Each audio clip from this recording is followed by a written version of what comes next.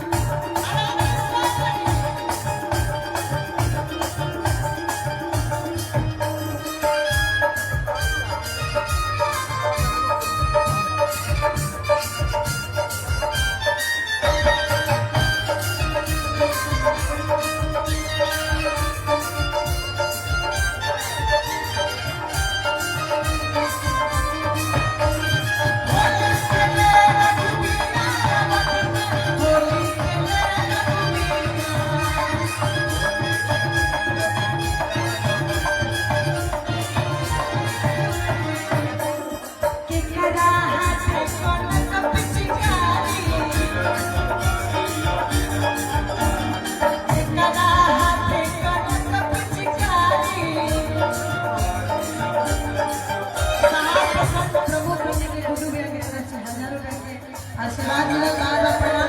स्वागत बा तुम्हारे करा हाथ कनक पिचकारी करा हाथ कनक पिचकारी करा हाथ रबीला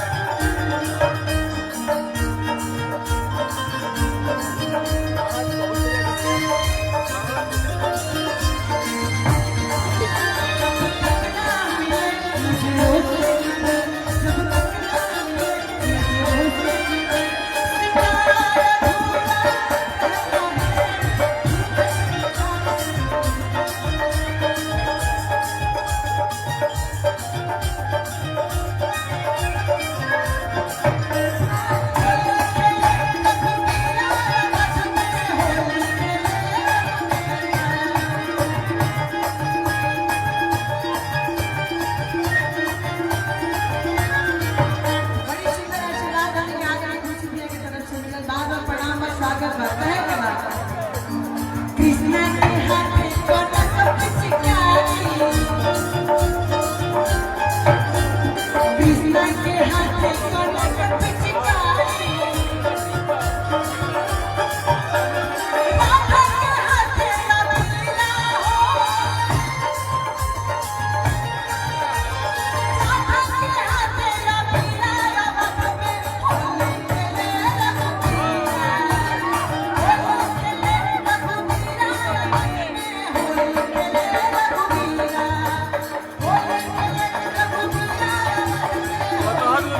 छाका नहीं लगा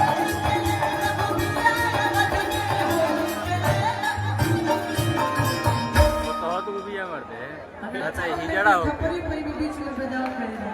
इतना सुंदर सुंदर हमने के परी जी बाप रे पतिया हेने ध्यान नहीं यामिनी जी डिंपल जी तनी यहां से कभी ताली बजा खड़ा करेंगे लोग के अरे इनका अपना वाह दोनों सखी है ये जगह बाद में बतिया लिया यार अब हमारी ले बतिया बजा हनु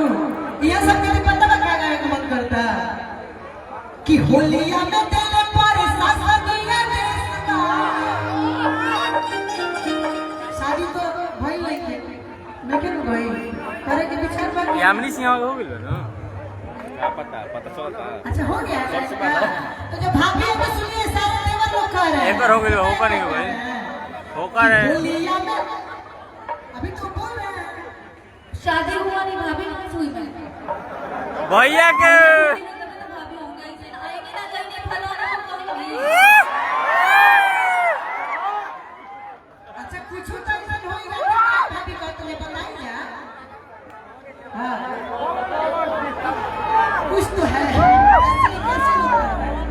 कोई बात नहीं होली है पूरा जमाना होली है हाँ रितु अभी हम थोड़ा सा रुक जाइए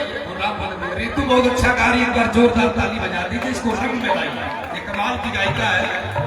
मैं धनंजय भैया जो टीआरएस कंपनी के मालिक है, जो मध्य एक टब लेकर के आए हैं, वो जरा मंच पर आए और सम्मानित करें डिम्पल सिंह। आप देखिए सम्मान अतिथि को करना पड़ेगा। आइए आइए, अरे अतिथि का सम्मान सबसे बड़ा बांधे लगो एक टब मत लेके आए। होली में है, होली की मुस्कुराहट में रहिए, दिल में रहिए, जज्बात में रहिए, धड़कनों में रहिए, पुराण में रहिए, मुस्कुराहट में रहिए, आदाब में रहिए, सब में रहिए। दिलवाली कर देखो, एक दिन फोन करी बड़ी दिलवाली आपका सम्मान। हाँ मुकेश सर अभी डिक्की छोड़ेगा ये लोग आगे आगे दौड़ रहा है भाजी पर कैसे मजा बड़ी मैं देवर कहता ना होली में बुरा ना मानो होली है कि होलिया में दिल पर सासा दिया देशवा सब देवर है खाली होली भर नहीं तो मान लीजिए इनके देवर है तो आपके भी तो कुछ लगेंगे ना ये बात है ना आपकी मैं बिना मतलब किसी से रिश्ते नहीं बनाती हूँ। आई हैव मतलब मेरे कुछ लोग हैं कम्युनिटी से, आप सब लोग अच्छे हैं, सब अच्छे इंसान है, पर देवर है। अच्छा ठीक है खाली होली पर बात सुनिए देवर कहता था कि होलिया में दिल पर सासा दिया देशवा भैया अरे देवर पर रही जे कटिया मत देशवा देवर पर रही जे कटिया मत देशवा होलिया में दिल पर सासा दिया देशवा होलिया में दिल पर सासा दिया देशवा देवर पर रही जे कटिया मत देशवा देवर पर रही जे कटिया मत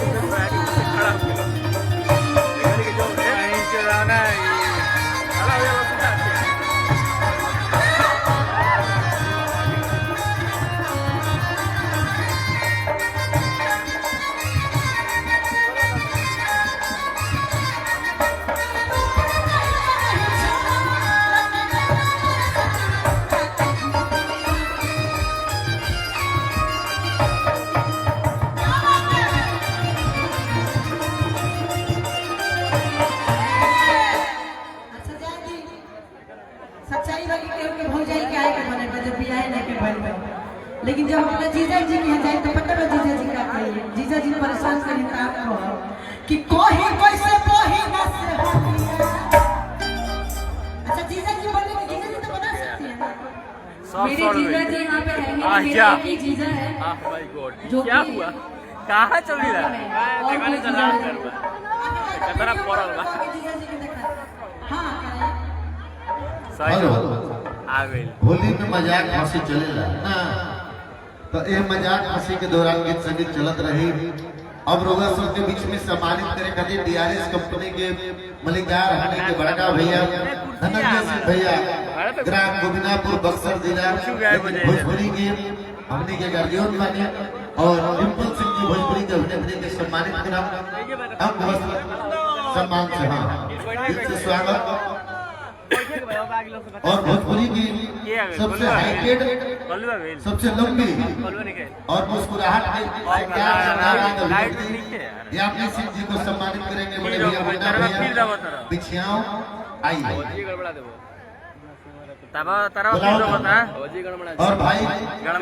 का बुलावा करो बड़का भैया बुच्ची भैया के अनुसार भाई आइए विशेष बुलावा बड़े भैया बुच्ची भैया का बुलावा भाई दोनों का स्वागत करो अभिनंदन करो और बड़ा भैया अंग वस्त्र के साथ सम्मान मैंने तेरे देखा बिछियाओं मुन्ना भैया के द्वारा सम्मान अगले सिंह जी के ये होली मिलन समारोह ननौर के धरती पर और भाई गुरु जाके मंच पर बोलो ऋतु राय जी एगो कॉन्टेस्ट दे यही करे कहाँ बा हेलो जो कॉन्टेस्ट कहाँ बा भैया बताओ कुर्सियों गायब कर दो हेलो हाँ दरोगा भैया के बाद कुर्सियां हेलो बड़का भैया मुन्ना भैया आप आइए आपका सम्मान बड़े भैया बुच्ची भैया के हाथों से बुच्ची भैया सम्मानित करेंगे मुन्ना भैया को हम सबों के बीच में बड़े भैया मुन्ना भैया का सम्मान दिल से स्वागत अभिनंदन दरोगा भैया के सम्मानित बड़े भैया बुच्ची भैया आप खड़े हो जाइए अरे आइए यही तो अपने आप में मोहब्बत दिल से स्वागत अभिनंदन चेहरे पर मुस्कान दिलों में लेकर खाई बैठे हैं चेहरे पर मुस्कान दिलों में लेकर खाई बैठे हैं आज होली मिलन में ननौर की धरती पर हम सभी सारे भाई बैठे हैं और झाल लेकर के डिम्पल सिंह जी खड़ी हो गई है तो होली जिंदाबाद जरूर होगा आज ये झाल बजाएंगे डांस भी जोरदार करेंगी और ये अमर सिंह जी का मुस्कुराहट के साथ ये झाल वाद्य आप देखेंगे लाजवाब होगा आइए भाई गुरु राम और ऋतु राय जी आप बुच्ची भैया के आदेशानुसार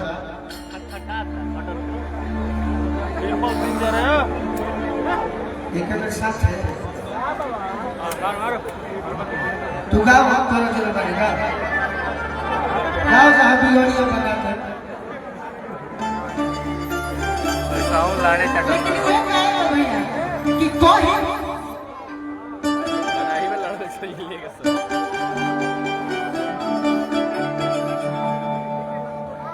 फोटो बाद में ले लेना अबे यार सब लोग जा रहा है हेलो तो है क्या डिम्पल जी कि कोई वैसे कोई ना से होलिया कि कोई वैसे कोई ना से होलिया चीचा मिस दिल बोलिया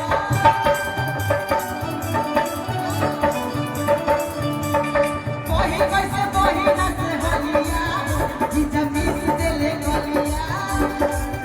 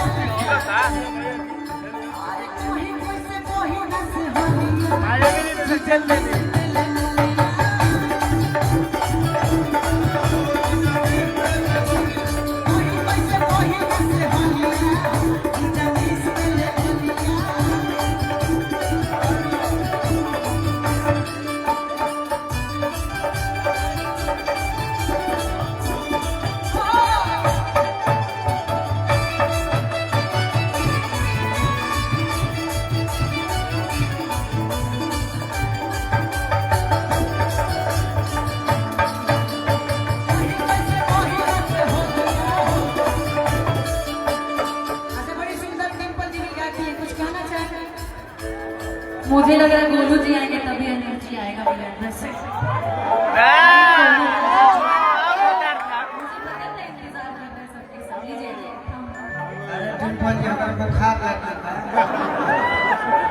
बुखार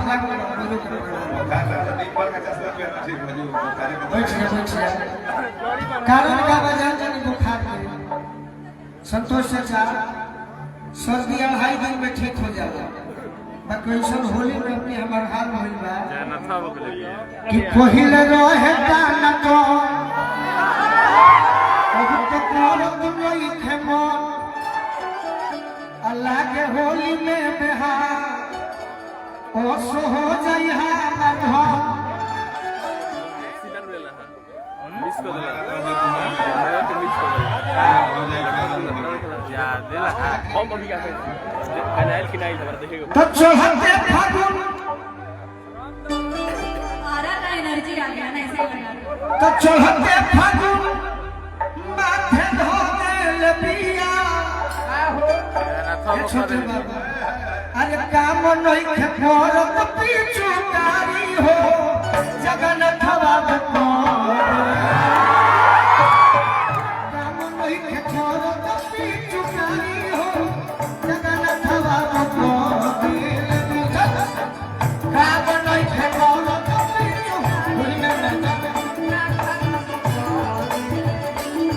पहले रहे जाना तो